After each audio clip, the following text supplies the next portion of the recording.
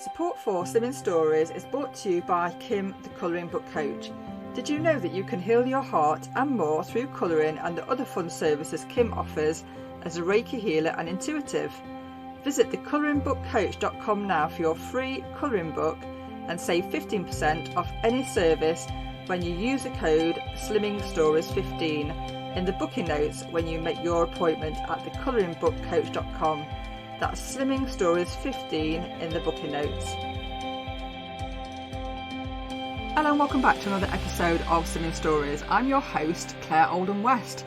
Hope you've had a decent week this week, and I hope you're ready for a bit of a different show today. We're having a deep dive into self-care. Kim Flodin is my friend and fellow podcaster, and she's also a very gifted lady. She's a Reiki Master, a healer. She does a lot of therapy that I guess could be described as a little bit woo-woo, a little bit different.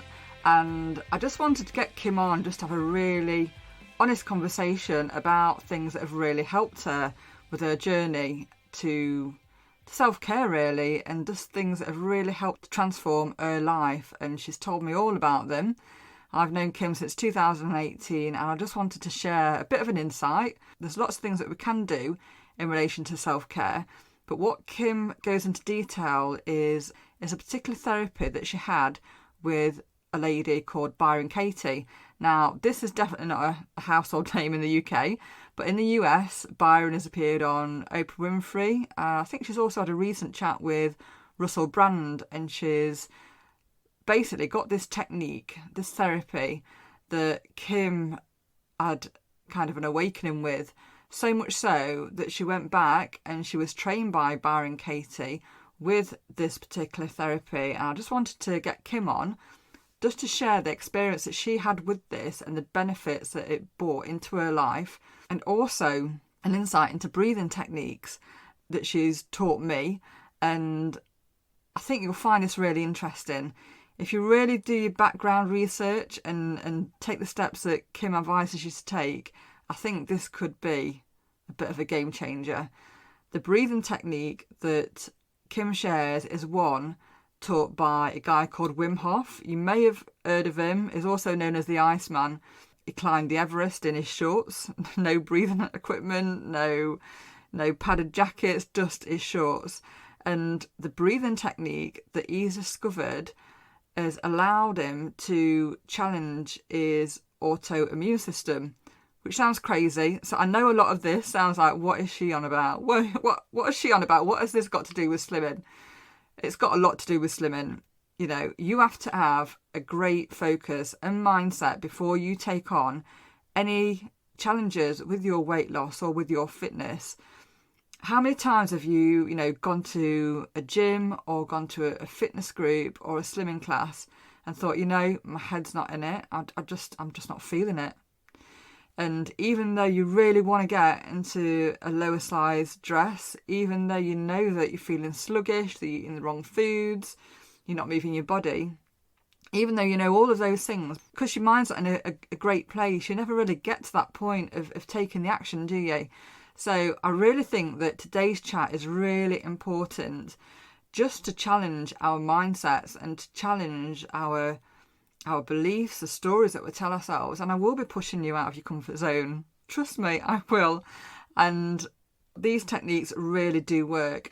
Kim shares a fantastic story of self-care, and she's also due to do a 5-day challenge all around intuition, and I'm going to be on that course. It's a 5-day course. It's free, and there will be a link in the show notes of this podcast. And if you want to join me and Kim, please do, because she's amazing. This lady is such a talented lady, but she's a natural healer, and I really wanted to get her on and just share the greatness that she is. She really is fantastic. So sit back, grab your coffee, prepare to challenge yourself. But what I would say is, don't knock it till you've tried it.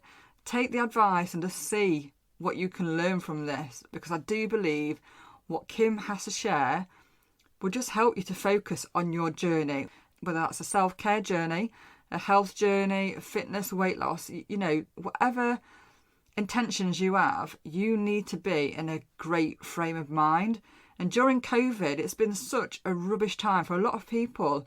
And this is the work that we need to be doing. This is the work that we need to be doing now to make sure that we're mentally strong enough to take on those challenges that are going to keep coming on month in, month out. I'm now off lockdown. Technically, I'm now back to work. But there are still things out there that are going to challenge us, and we need to be strong. So here's introducing Kim to Slimming Stories. How are you, Kim? I'm awesome. How are you? Absolutely fine. So just to introduce Kim to you all, I met Kim when I started the podcast course.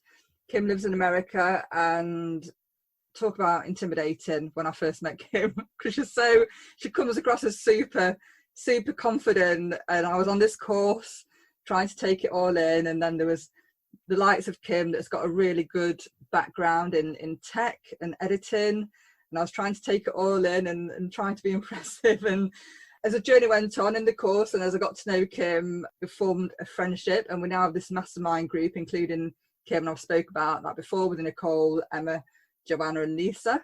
And I thought I'd invite her on. So I'm so excited for this interview, because Kim has an amazing background with tech, and she's the lady I always go to when I'm struggling and not sure what to do with the podcast. But she also has a really interesting background in regards to self-care and healing. She's also a Reiki Master. So where do we start, Kim? Where do we start? That's hilarious that you were intimidated by me, because I'm often intimidated by you, because Claire has brilliant ideas, and she's always thinking of new things and coming. She's always like, we have that boxer group, which is like a walkie-talkie thing, and we all get on there and talk. And every morning when I wake up, there's Claire, who's been on there for hours, like coming up with a million fantastic ideas. It's hilarious. I know. Yeah. That's because I can't sleep. So obviously we're, how many hours in front of you? Well, behind me? It's 8 hours. Well, something it's around difference? noon. It's like noon, around noon my time. Yeah. And it's what, eight after 8 your time. So you're 8 hours ahead of me. Yeah. So you basically wake up being bombarded by my ideas. Yes, I get you and Emma, and I love it. Well, and Nicole to some degree, and Johanna, because they're on the other coast. But yeah, it's fun. You're always there when I wake up. I'm always there. Yeah. Whereabouts are you in America, Kim? I'm in California on the West Coast. Yeah. California. Yeah. Wow. So California. It's all, God, so much has changed since we met. So much has changed, and I just wanted to bring you on just to have an in-depth conversation really regarding mindfulness. As you know, you've listened to the podcast, you've listened to the guests, but I think it's something that I've not really drilled down on with the guests, because often people may go to yoga, they may experience having a lovely relaxing bath, or maybe a spa retreat. But I just wanted to drill down on mindfulness and how this has impacted your life. So I know that at one point you had a really amazing, successful job, but felt quite burnt out by this. So you just want to start by telling us a little bit about that. I worked for a really large retailer, and I started off as the creative director in the advertising department, basically. And about 10 or 11 years into that job was when the whole internet thing started coming online. And I was really kind of a nerd, and I was interested in that kind of stuff. So I was like, playing around with stuff in the background. And then they were going to make an internet department, a web department to, do the website and all that kind of stuff. And the rumor was that they were going to hire somebody from outside, and then that new person would be my boss, because I had an interest in this, and I kind of, I understood that we could use it for marketing and stuff like that. But at the end of the day, they didn't do that, and they promoted me, which was like a huge surprise. And so then I became the manager of the .com there, and started up their e-commerce and all that stuff. And this was like back in like 99 or something, when nobody really knew what they were doing. But I had some good outside help, some good vendors, and we got a e-commerce thing going on. And within like 18 months, we were doing over 2 million in sales just on our e-commerce store. So that was a success. And then I stayed in that job for about another 10 or 11 years. And I actually ended up leaving it because my then husband was transferred to another city, and I went with him. And then I just kind of transitioned out of that towards more artistic type stuff and stuff that more spoke to me in my heart, helping people, mindfulness stuff. I've always been like into healing and, I'm a seeker. I mean, I've always been like into a lot of different, self-improvement. I'm interested in figuring out how can I make myself better? How can I relax my mind? How can I take the best care of myself, I guess, is basically what it comes down to. That's important. Yeah. Absolutely. And I think having come from that environment where, I've worked in sales before, it can be really intense no matter what level you're at within a company. There can be that intensity as if it's all focus, full on. And often it doesn't feel like there's a space for you to kind of unwind, because it's literally like you're coiled up like a wheel for the whole day. And it's also not like a thing that they talk about in corporate America. They don't tell you like how are you taking care of yourself? How are you, a lot of people have huge anxiety. People, we all know people that have anxiety. I myself have anxiety, and, we have stuff that we're dealing with, but that is just, mental health kind of stuff. It just doesn't come up, or even just self-care. It's not encouraged. Now, the company I worked for was a large retail florist and garden center. So one of the good things around there was flowers. I continually had flowers around me. And I think that just made such a huge difference, because, I had an access to kind of a touch of nature, because even though it was in Minnesota, which has brutal winters, but I could go walk through those huge greenhouses with all the plants and the flowers. And that's even good self-care. I mean, and I wasn't the only one doing it. Obviously, I'd see my coworkers out taking walks through there too. And people would come during the winter months because it was just, gray outside. Yeah.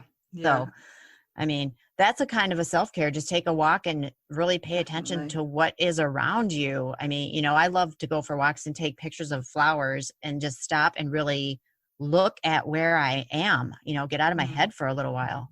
Yeah. And I think that's something that I've really enjoyed.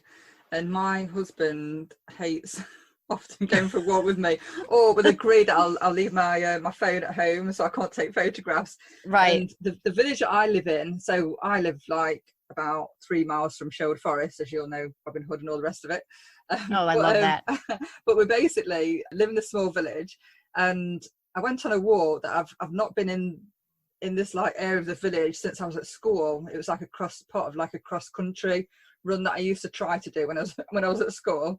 And my husband's from a city, so I said, we'll go and have a look up here, and we'll go and explore. And it was just lovely. And I was taking photographs of butterflies, as you've probably seen on my Instagram account, taking photographs of the sheep, and just like I remember looking at the fields and thinking, all the greenery, with the beautiful bright sky, the blue. It's just so beautiful. And I think what's been interesting about lockdown, and obviously not taking anything away from the horrendous suffering that people have gone through, is that it's almost been, for me, a bit of an awakening that I can't imagine ever having the opportunity to do what I've done in lockdown before, like retirement, if you like.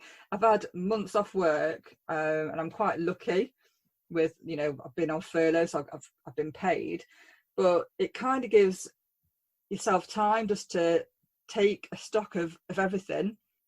And I think a lot of people have been the same, and it's almost like there's kind of it's almost like there's kind of an awakening with everyone. And I hear on the TV, on Instagram, everywhere that I read, that people just don't want to go back into that rat race. And I always think about a gerbil on the wheel, and it's like, when I was in a really, really bad relationship, and I was like, well, I want to leave, but I can't leave, and all the rest of what a codependent relationship brings. I remember thinking, I just really, really want to leave. I really want to get out of this relationship. I couldn't. And I think with lockdown, it's almost a case of everybody's jumped off that wheel, and nobody wants to get back on. They've stopped it, haven't they? Yeah. Well, I mean, that job I was talking about, my previous job, I literally worked for 20 years in a basement. I mean, I had no outside windows, and I was, I was fortunate enough I had an office with the door, but you're sitting under fluorescent lights, and it's just not the healthiest environment. I mean, it's like we used to joke, we'd be like, we got to get out at lunch, get the sun in our eyes. Because we're like, and I'd have to call my friends that were like in other parts of the building who had windows, and it'd be like, what's it doing outside? What's the weather doing? So yeah. And that's just, and who would want to go back to that? I mean, Absolutely. now, this is like, what I love about this too is like people are now saying, I don't have to live near London, or I don't have to live in London, or, in New York or whatever. I can live wherever I want. I don't have to be near these huge cities, because I can work remote. Yeah. So, and I love that, a lot of these things that we thought were like, oh, it would be a big deal to take everybody remote. Well, yeah, it really, look at how fast a lot of these things have been able to shift and change, which that is encouraging, I think. Absolutely. When you talk about working in a basement, I can remember when I was a student, and because at the time my parents didn't work, so they was on benefits, I was trying to put myself through college, and I had a really strong work ethic. So even after college, I basically went to college all day. I think my college finished about 4:30, and between 4:30 and 5 o'clock, I was able to cross the road, walk down the hill, and then go and work at a factory from 5 till 9 o'clock. Now, this gave me time to have a small bite to eat. But this factory, just to put this into perspective, was almost like I think it must have been the turn of the century, the Industrial Revolution, when this factory was put up. And part of this factory had a basement, like what you explained about it being dark, but not any normal basement. This basement was basically a Victorian factory, part of this basement, and they didn't really use it. So it was all about making tins, and the I don't know what you call it, when you can have like fancy flowers on a tin. Is it embossed? Yeah, like embossed. Yep. Embossed, yeah. So the embossed part of the factory meant that you had to go into this area that was mainly used around the Victorian times. And it was Crazy. it was totally surreal. The floor was just black dust. Inside was just black. And you had to and this machinery was clunky and horrid. And I was thinking at the time, a lot of my friends were taking time out because their parents were teachers, and they were taking time out and traveling. And there was I in a factory making these tins. And I really do feel for people that maybe they are working in factories, or they are doing the jobs that we really kind of rely on to keep the country going. But actually, they're probably thinking, I'm keeping the cog going, I'm keeping the clock ticking. And I think for me, I'm kind of questioning the whole ethics around it, and especially with Boris saying, let's get you back to work, let's get you working, because who wants to do those jobs? Yeah, especially factory workers right now, because here in the States, obviously we've had huge outbreaks of COVID going on with the poultry workers and the meat factories and stuff like that. So and who wants to do those jobs? And then how do you keep yourself sane doing that kind of a job, right? How do you take care of yourself? And not just the factory work, just the general drudge of doing the same thing over and over again. And I think, like I say, with the lockdown, I think it's just given us time to reflect. And I'd just like to touch on your work with Byron Katie. Now, I know a lot of people listening will not have a clue who Byron She's Katie got such is. a weird name. Byron Katie. First of all, she has two first names, and the first name is a man's name. So Byron Katie, I'll tell you a little story. The reason why she has that name is because before she was born, there was like a wealthy uncle in the family who said, whoever names the first baby after me will get it like an inheritance. So her mom named her Byron Katie. If you know her, she just goes by Katie. But she definitely uses, her technique is called the work of Byron Katie.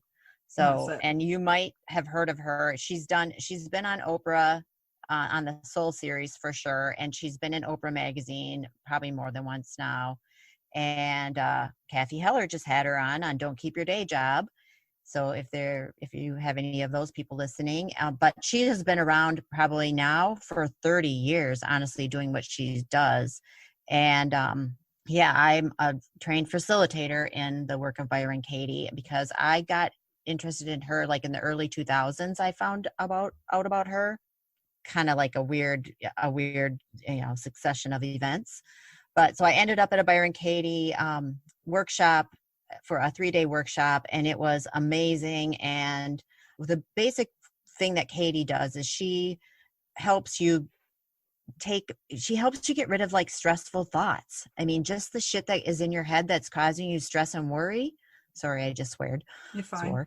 But she helps you. I mean, she has a little technique that helps you let the stuff go. And it can be about yourself. It can be about other people. It can be about a situation. It can be about anything. It's just whatever is in your head that comes around all the time that is like that thing that doesn't make you feel good about whatever it is. Like you're trying to figure, if you're trying to figure out something in your life, it's a really helpful thing to do. And so I went to a 3-day workshop, and I had some heavy stuff that was really like hanging over me. And by the end of like the 3rd day, I had sat down with a complete stranger. She has you to fill out like a worksheet where you kind of say like, this is what my issue is. This is how it makes me feel. And then you start her technique, you break that all down. So by the end of the 3rd day, I sat down with a complete stranger, and I, like, here's my issue. And it's like so painful for me to even talk about this or think about it. But in 45 minutes, I was not only talking about it, I was laughing and crying with relief, because I'm like, it's not true. The thing I thought isn't true. I thought it was a true thing. It was a really big core belief that was causing me, when you hit up against your core beliefs, you get cognitive dissonance. And I was having like a lot of cognitive dissonance of trying to understand this particular belief and how it fit into my life and how I could even think such a thing.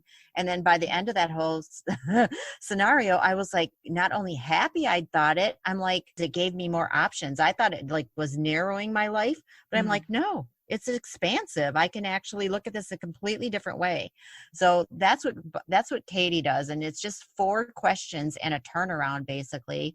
And if you really dig into it, if you really dig into your topic and really are willing to go there and look at it, you can make like huge strides really quickly. Like, I feel like that thing that I'm talking about, the stressful thought of mine, I could have gone to therapy for that. I probably could still be in therapy for it. Honestly, it was one of those things where it's like you could really pick it apart and but I didn't have to. 45 minutes with a stranger who I know. She told me, we talked about, it was like, I think the exercise was basically like talk about something that's like very, like you're super ashamed of. And this thought was making me feel ashamed. And then I don't even remember what her thing was. And I'm sure she doesn't remember mine either, because by the end of her session, she felt the same too. She was like free from that thought. So it's huge, but it's not for the faint of heart, because I mean, like I said, you have to be willing to go in on something that you really think what that thought is and what it means. You have to be willing to open your mind up and go to a different version of seeing it and understanding it. And when that happens, it's like, wow, it blows your mind. It really does. So do you mean that for those that listen, that what you're saying there is you have a thought that you own as a belief, and that belief is a fact about your life. In your mind, and it's causing you stress. Yeah.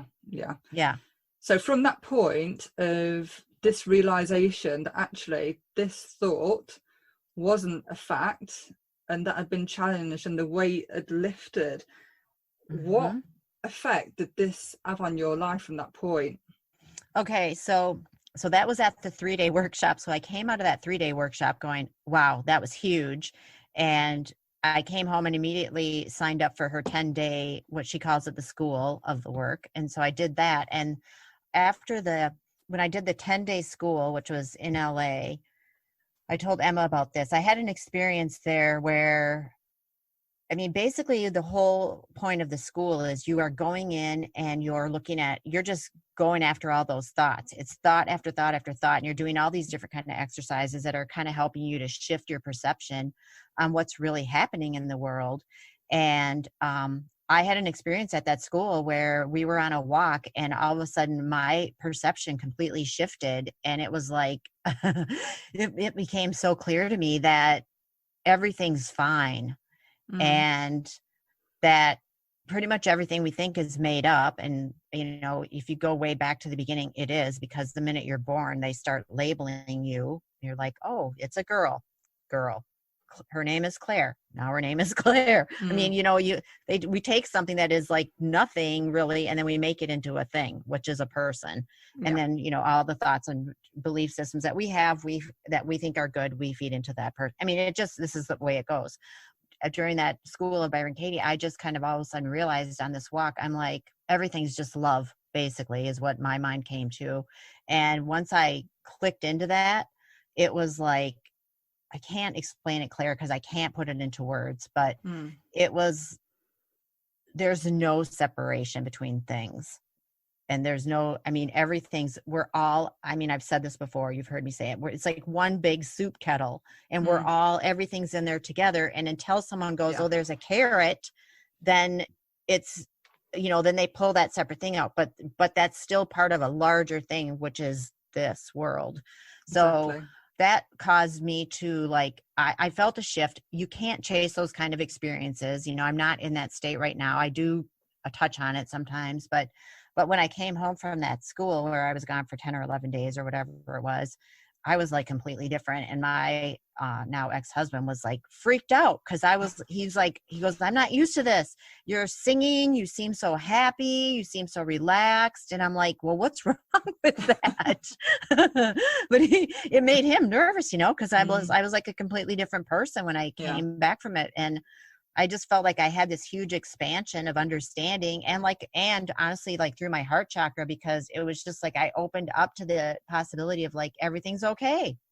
Everything is ultimately okay. And that just came through the understand of doing all that work, you know, hours of, you know, doing her exercises and all the different things she had us do, and just, you know, just getting us clear on ourselves. And I remember when I had that walk, because we did morning walks at the school, and when I came in, I always tried to be at the front of the room, because I'm like, I'm going to get my money's worth. I'm going to be right in front of Katie. And she would always say, you know, how was your morning walk? And you know, it was 150 people going on a walk, 2 groups of 75. So it was hilarious, like little ducklings. And we were coming out, we were in an airport hotel by LAX, which is not a beautiful area of Los Angeles. No. And so it would be like, and we didn't talk during these walks. So it was like one person would lead each group, and we were like, you know, little ducklings walking along just in silence on this probably 20 to 30 minute walk every morning. And that was the first thing we did every day. And so she was like, how was your walk? And I'm like, and I told her, and because I was like, I felt like crying when it clicked in. What really put me over the edge was a little flower growing through the concrete in front of this like boarded up liquor store. And I looked down and I thought, oh my God, I was just slayed by that flower coming through the sidewalk. Because I'm like, what it had to do to make its way through there. You know what I mean? And like life will form everywhere. So, and from that point, then all of a sudden my mind just went, oh, and something happened and everything perceptually shifted. All of a sudden I'm like, everything's okay. I mean, there was tons of traffic. I'm like, wow, that traffic's beautiful. I mean, it was like, I felt like I was on drugs, but I was completely not on anything. I was just on life. And when I told Katie all this, she was just like, yep, welcome to reality. And I'm like, yeah, I get it. And this inspired you so much that you went on to help other people working for Byron Katie. Yeah, I went on and did a few more. She does like a New Year's, she calls it a New Year's cleanse. It's a 5-day thing where you come and it's basically a juice fast. And then you're doing this work. So because she says your body follows your mind, which so that if you have a clear mind, you're going to have, you know, your body's going to react how whatever we're thinking up here is how our body is processing down here.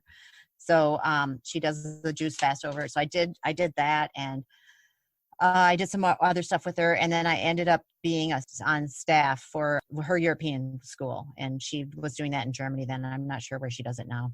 Goodness. And so, yeah, that kind of just worries me a little bit. And I know it's something that I need to address, because you're a Reiki master and you always hear that, you know, that gut, you need to look after your gut, you need to be looking after what's going in. And my goodness, I've abused my body no end. I have totally abused, especially in lockdown. I mean, as you know, I gave up the sugar for Lent, and Yes. some, and I think it was probably about a month and a half ago I started back with the sugar, very, very slightly, and I've not gone full on. But it's honestly, Kim, and I don't know if you've ever had an issue with weight, and I know a lot of people listening have, but the self-sabotage is just, it's just crazy. It's almost like, you know, in my head I have 1,000 books. I have the knowledge, I have the nutritional understanding, I have the sense, you know, I have some sense. I don't have a lot of common sense, but I do have sense in there. Right. And then you set your intentions and everything's good, everything's great. And then it's almost like you've got this emotional demon within you that says, oh no, I'm not going to allow you I'm not going to allow you to meet those intentions. I'm going to screw it all up, and you're going to be right back at the start. Right. And I think about, you know, what you said there about the juice, and I've been reading a lot about that. And I mentioned on the podcast this week that I bought a detox kit for 14 days. I bought some healthy bacteria, some tablets to take, just to, in no way, shape or form to lose weight, but just to kind of give my body a rest. And I do worry a little bit. You know, I'm 45, and at the weight that I'm at the moment, and my relationship with food can be quite sporadic. And I think at some point, Claire, you need to, the yo-yoing needs to stop. It needs, and I can't say that I'm super, super stressed constantly, and that's why I do it. And then part of me worries if it's a habit that I've got into. Is it that I literally need to just cut out all food groups and try and start it from scratch? Because it's just it's so wearing. I know listeners will be listening to this and totally on board with what I've said with regards to the yo-yo diet. And so where do we even start to look after our bodies? Never mind weight loss. Where do we actually start with self-care and looking after ourselves and respecting our bodies again? Yeah. So I think, honestly, Claire, if you do want to ever do the work of Byron Katie on this whole thing, it would probably be helpful, because I really do believe what she says, that the body follows the mind. And so what you're describing is like your mind is so busy. Well, your mind's busy. So then you're going to feed it, because you're going to feed it, because then the body feels busy. And, you know, it's a cycle, right? And, you know, I have not had weight struggles. I mean, I would say, like, now I'm in menopause. I'm going to be 58 this year. And that has been like, my whole body has changed. And so I get, you know, I haven't really the weight. I mean, I weigh more now than I ever have, because my body is like completely shifted. I've got like boobs. I never had boobs before. I'm like, whose boobs are these? And like my whole body just looks completely different than it used to look. And, you know, I've gotten the weight around the middle, like they say that you do as you get older. And I'm like, this is just so weird for me. I've never had this before. But I'm like, I really try to love it. You know, like I pat my stomach and I'm like, oh, I love my Buddha belly. I love it. I love it. My muffin top. It's so sexy. Because I'm like, you know what? It's like, I think that we all need to be, well, way more kind to ourselves about our body images, right? I mean, it's like, it's crazy. We just don't need to do that to ourselves. And I mean, and the eating thing, oh my God, you know, I was just on a camping trip. So it was like vacation. So I plowed through a whole like big packet of chocolate covered almonds, like a pound of chocolate covered almonds in like 2 days. I'm like, I'm on vacation. And then I had one night, I think we literally had s'mores for dinner. And Sorry? S'mores. Do you know what those are? No. You roast a marshmallow over the fire. Okay. Then you take a graham cracker. Do you know what a graham cracker is? No. It's like a biscuit, like a cookie kind of thing. It's like a cookie. Right. Then you take a wafer of like milk chocolate, you put milk chocolate on your graham cracker, you roast the marshmallow on the fire, then you put the marshmallow on the chocolate and the biscuit, the graham cracker, and then you put another one on top and smash it all together. And it's about this big. It's this big Oh chocolate, my gooey, goodness. gooey, delicious thing. And my boyfriend had never had them before. I'm like, what? You've never had a s'more? And we think they call them s'more because you can't eat just one. We never checked. But yeah, so we had those for dinner. I literally like had 3 of those one night for like at the campfire. I'm like, ah. So, you know, I have my little weird food things too. And I'm like, oh my God, all I've been doing is eating. But then I'm like, I'm going to be okay with it. Cause I'm really, really been working on and forever, but now even more so in the lockdown of just allowing myself to be how I am. And I think the more we can do that and the kinder we can be to ourselves and the less we are doing that shoulding ourselves, like, oh, I shouldn't have eaten that, or I should eat this, or I shouldn't have eaten at that time. I should be eating now. You know, it's like all that stuff.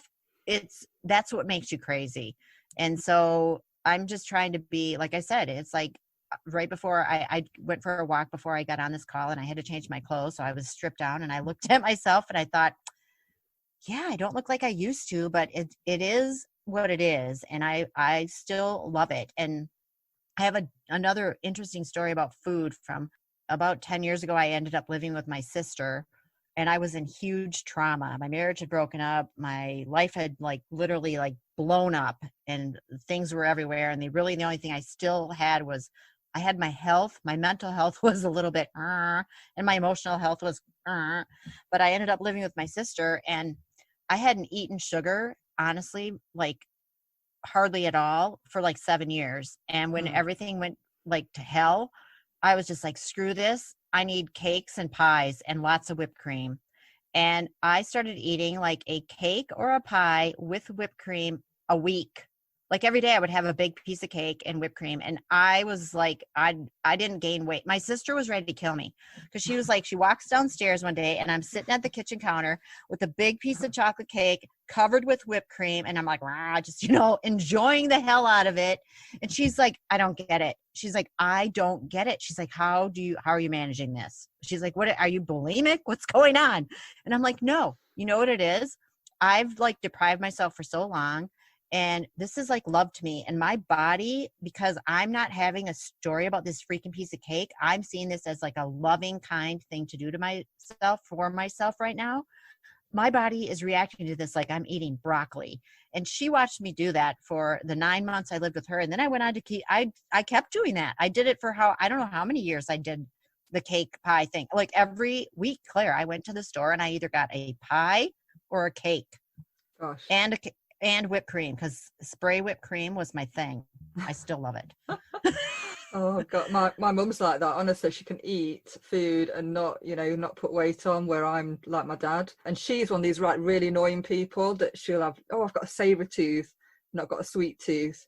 I'm like, but mum, you make huge cake. I mean, you've seen my mum's cake, what I've posted. Yeah. She makes these huge cakes and she eats a cake and she eats a savoury, but I don't think she's ever been above like a size 14. It's absolutely bonkers. But going back to what you said about the shoulds and the words that we use, it's quite interesting that I received some EMDR therapy back in 2018 for trauma. I've had that, yep. And she discussed with me the words that we use within the diet industry. And she says, let's strip back the words that we use. We use the words loss, use the words loser. Now, who wants to be associated with loss or loser? If you've been through trauma, or if, let's say, for example, you've had a miscarriage, or you're going through like some really strong grief, who wants to be associated with that word loser? And what she was explaining was, with weight loss, a lot of people can get to the point where they lose the weight and that last 10 pounds doesn't come off easily because that person is associating that goal, if you like, with this big loss. I mean, how many times do we hear, you've had this big loss? I'm sure I've used it with my guests, but it's fantastic. How much have you lost? But it's really quite interesting when you do like strip back the psychology, and when you do listen to the stories that you tell yourself, and I think journaling in particular for me has helped me really look at that. And sometimes it's unconscious journaling to the point where I'll get up, I'll get a journal, and I'll literally just write. I can't always read what I've written. Yeah, that's so powerful. Just to get whatever's in my head out before I even start the day, or even sometimes it's even before I have a drink.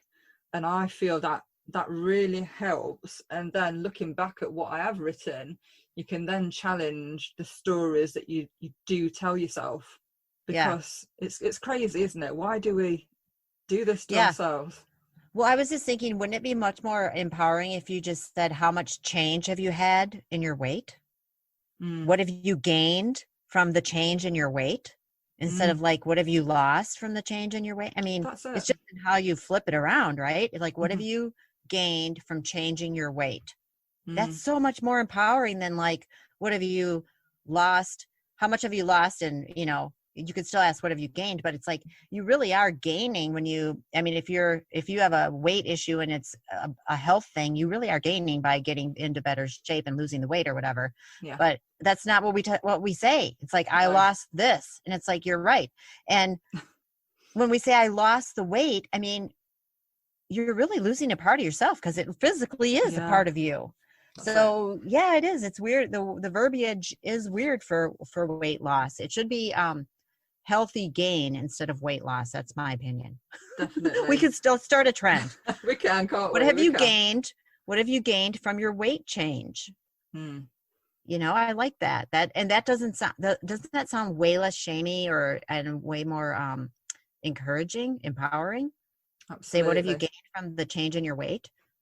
So I think whether you have an issue with weight or whether you have an issue with managing things within your life, looking at the terminology, the words that we use are really, really important. And if anybody's listening to the podcast thinking, well, what Kim's spoken about has really touched home, if anybody would like to work through the Byron Katie process with you, how can they contact you? They can actually go to my website, and I'll give them thecoloringbookcoach.com. And you can book a session with me right there. There's a little booking button right on the front page. Brilliant. So, and I love to do that. And we didn't touch on this, but I'm also like highly intuitive and empathetic. So I pick up on things too so I think that's just like an extra bonus. An extra bonus. So Kim is a Reiki Master too. And I think I might leave that for another session to go into some depth. I'm trying to like ease my audience into this. But it's so empowering, Reiki, and I 100% recommend that. And that is what has kept me off medication when I was diagnosed with PTSD in 2018. Although I don't like to use that word, not because I'm ashamed, but I try not to put myself in any boxes of labeling. Right. I just don't like to do it. Like I was told I was dyslexic, and sometimes I'll mention that, but I just kind of think, right, okay, I'll challenge that, and I'll say, actually, what can I do that's different to what anybody else can do? So for example, this week I've downloaded this template to create ebooks, but I'm dyslexic. But who cares? I know. See, that's why I said earlier, I'm intimidated by Claire, because she just does not care. She just goes for it anyway. She's like, screw you people on your labels. I'm doing this. That's what I think. I just think you have to. No, you do. It's. I think obviously it's been a process of getting to this point and being confident. And you joined me yesterday with Joanna. I did the live. Yes, on my Instagram. It was awesome. And I was like, okay, I'm going live. And I was saying this on the live, I don't really know what I'm doing. I'm going to invite Joanna now, but I'm not sure how to do this. And I truly didn't. And I was going live. And if you'd have told me this story 4 years ago, I'd have laughed my head off that I would be going live. And also, I'd not got full makeup. I mean, at the moment, I'm at a higher weight that I normally am. So at the moment, I'm like a size 18. For years, I was between a 12 and a 14. And yet there I am going live for everyone to see. And yeah, it's and it funny. was brilliant. Yeah. I do think so. And it was great. I mean, and it went great. You guys were totally interesting. It was engaging. I mean, who wouldn't want to listen to you guys? Thank you. Thank you very much. You're my soul sister, so I have to say that, but it's true. It's true, people. If you missed that live, get on Instagram and check it out. It's on IGTV now, right?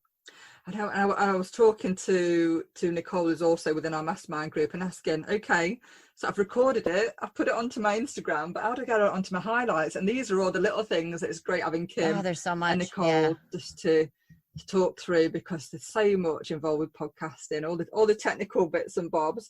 And I will definitely have Kim back on just to discuss Reiki too, because there's so much to talk about, and so much just to I kind of feel that I've got a bond with my audience. There's a lot of people that come back that DM me, and we've got this connection. I kind of want to open up people's eyes to the possibilities with regards to self-care. I know a lot of people talk about having a bath with the candles, which is fantastic. A lot of people talk about yoga, again, amazing. And it was quite funny because about 2 months ago, I interviewed Hayley. We had a great in-depth conversation, spoke about mental health. It was brilliant. And at the end of that, I asked her if she knew anything regarding breathing techniques and Wim Hof, and she didn't. And just within 2 months, Wim Hof has been on This Morning TV, which you won't know. Yep. He's popping off. He's getting big. Yeah, it's been on there, and it's just it's kind of becoming like a daytime go-to, and a lot of people I don't think know a lot regarding breathing techniques. So before you go, Kim, could you just talk to us a little bit regarding breathing techniques? I know I've done these techniques with you, and I feel from somebody that has experienced panic attacks, I'm not going to give you the wrong impression, I don't have extreme panic attacks. It was all trauma based, and it was during quite a dark time at the end of 2018, but luckily it wasn't stretched out for years and years and years. And I kind of recognize now, if I get into a state of panic, that I can use these breathing techniques, take myself out of the situation, and I can actually calm myself. Where when I was experiencing these panics, I was using medication. And it's not to say that I'm going to, really call medication or anything like that. And I still have medication if I feel that I can't control these. But it's literally been, I think this year, I think I probably had 3 tablets, because I'm using these breathing techniques, and they really, really do work. And it's really hard as well, because as a trained counsellor and psychotherapist, and I've had to deal with really heavy cases of trauma myself as a therapist, it's really hard when I talk about breathing techniques and how they can help with panic attacks, because I don't want to like talk down people's experiences and what they go through. But on the other hand, I want to explain how breathing techniques can really, really work and help calm you, help calm your breathing, and just get yourself back into a calm place. So if you just want to talk us through your experience of breathing techniques and how they have helped you with your situation when you felt overwhelmed. I do the Wim Hof technique every day, and I do have another breathing technique that I also do, but I'm going to basically just talk about Wim Hof because I think he's just so accessible right now. And when you were talking, your breathing, you can control your autoimmune system through your breathing. So when you're saying that to use it for panic attacks and stuff like that, absolutely, because it's, part of the system. So you're actually taking a part of your physical system and being able to kind of tweak it so it'll like tune things down, right? Because if you're having a panic attack, people know that you can breathe through into a paper sack, right? Just to calm yourself down. There's a breathing technique. That's the one. No, we know that from, that's a way to handle a panic attack. So, I would say for your listeners, Wim Hof is huge, and it's WIMHOF. There's a free app in the App Store. he's got a huge Facebook group now. When I joined the Facebook group a few years back, it was like maybe 60,000 people, which is still huge. But now I think it's well over 200,000 people. And his technique, which is, it's like a deep breathing technique that you do kind of in a rhythmic way. And then you hold your breath, and you might, if you do it a lot, you can hold your breath over 2 minutes at any time. I mean, so it's crazy. But I would say just go if you're interested in it, go research Wim Hof, because his technique, first of all, Wim Hof is an amazing individual. He's broken like 26 world records of doing things like climbing to the top of Mount Everest in a pair of shorts and sandals in like 2 or 3 days time, like way faster than you're supposed to be able to, and then not having any clothing on to protect him from cold, because part of what Wim Hof teaches you is you can take control of your own immune system. So he teaches you cold tolerance. So taking a cold shower, like yesterday, I can't get cold enough water in California, but what I do is I take a pitcher and I fill it with ice, and then I fill it with water, and then I slowly pour that over myself for as long as as long as I can take it. But it's about being able to control your own system. And like there's tons of stories there that he's helped people with like rheumatoid arthritis. Just if you have an issue going on, just go and look. And people do say that they have weight loss results doing the Wim Hof technique, for sure. But I mean, the app, I don't know if you have the app, but the app has a lot on there. I mean, for a free app, it used to be a pay app, but now they're just giving it out for free. You can do the little rhythmic breathing with him. Like I use the app every day because it keeps track of like how many rounds I do and how long I hold my breath. And then it puts it on a calendar, and you can say, okay, I'm keeping a steady rhythm with this. So the other thing about him is that there's a lot of videos out there, and he talks about COVID-19, because you're strengthening your immune system, you're strengthening your lungs, you're strengthening your whole like diaphragm and everything doing that breathing. He talks about how you're keeping yourself healthier and keeping your airways clear and everything by just doing that breathing. And it triggers a lot of good things. They interviewed him and said, what does he think about marijuana? And he's like, well, I'm fine with marijuana. He's originally from like, I think the Netherlands, so it's legal there. But he says, I think it's great if you want to use it. You can also use the Wim Hof breathing technique and get high on your own supply, because it triggers your endocannabinoid receptors, which is what you get when you smoke pot, and you feel wonderful when you do it. And so and many people have used it for anxiety, panic attacks. Like I said, rheumatoid arthritis. I know about the rheumatoid arthritis thing because I have a relative who has it and a close friend who has it. And I was like, please try this, because it's a lot, it's a very painful disease. So it definitely helps with any sort of inflammation, anything like that. And I use it for insomnia because I try to do a couple rounds usually before I go to bed at night, because I'm, menopause, you don't sleep as well. It helps you get back in balance. So I would say, definitely explore breathing techniques if you're having any sort of anxiety or any sort of panic attacks or anything like that. There's other ones you can, that are out there, but Wim Hof is big right now because he's been doing this for about 25, 30 years. And he reached the tipping point, and now he's finally out there, which it's great to see because it's such a powerful technique. Definitely. It's so needed at this time. Totally. And it's almost like where did it come from? what happened? Yeah. And it's like, the timing is just it's amazing. And I think with any new therapy or with any therapy that's slightly different, there's that time, isn't there, of growing and people trusting that it works for people to actually start it. And it's almost like the time that people recognize the power in this. Is it any coincidence that it's the same time that we're going through this worldwide pandemic? Yep. And I mentioned this on Emma's thing, but I'm into, like, I look at how things interact with ourselves on the body, and like, okay, so like, the planet's a living thing. We have COVID now on the planet that affects the lungs. The lungs are associated in Chinese medicine and other medicines with grief.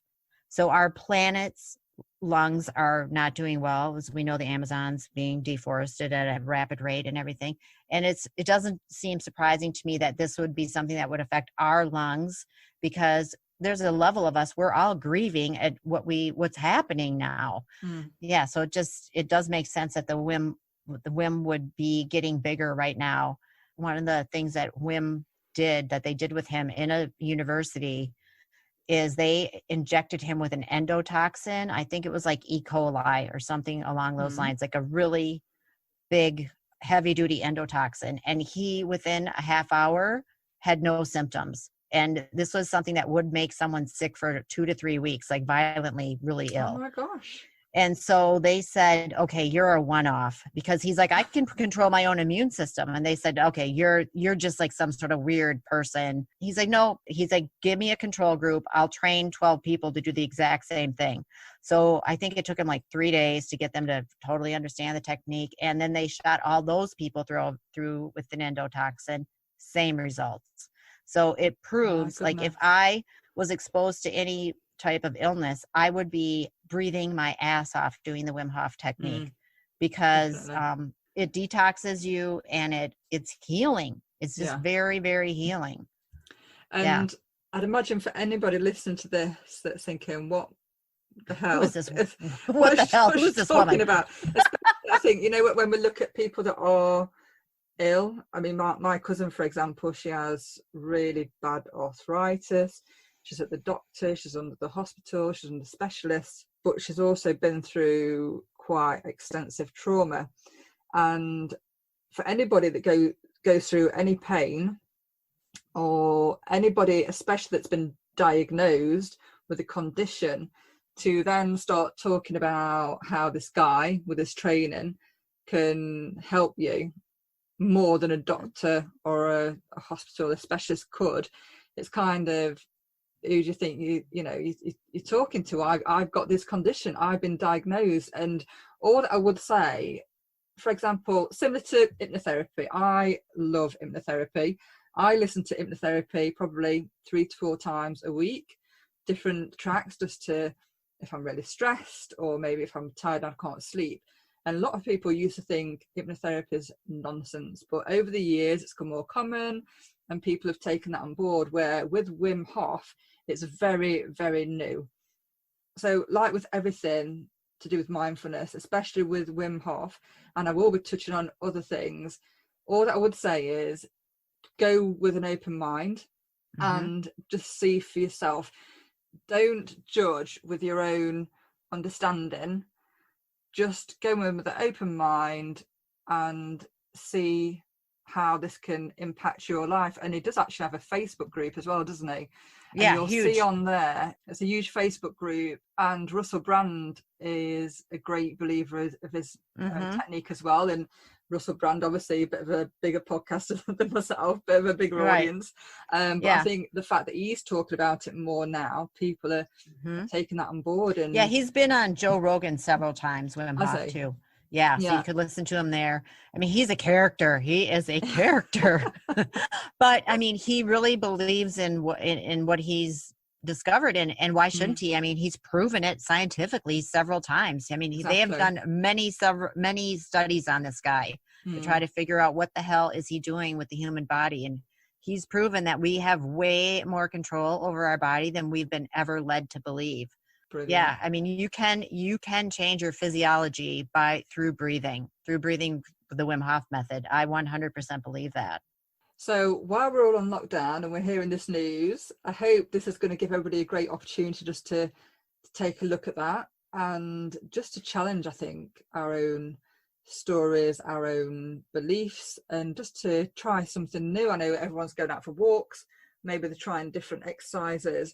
Let's just start by thinking about how we can change our mindset and give our minds a bit of breathing space. And if it's taken on board another belief, another therapy, and just trying it. You don't have to, you don't have to try it, and then it doesn't have to be your way of life or anything like that. But at least just try it and give it a go. And I'm so grateful that you came on today, Kim, and we'll be having you back on again. Oh, it was awesome. Thanks for asking me, Claire. This is great. You're welcome. And you've got so many stories, so many great stories to share, so much wisdom just to pass on, and your life experiences are incredible, but that'd be for another time. Oh yeah, no, I get it. All right, you take care, thanks, Kim. Claire. Thanks for joining me. Thank you. Yes. Bye. So pleased Kim agreed to come on the podcast. She's such a fantastic lady and she inspires me on a daily basis. And she's so funny.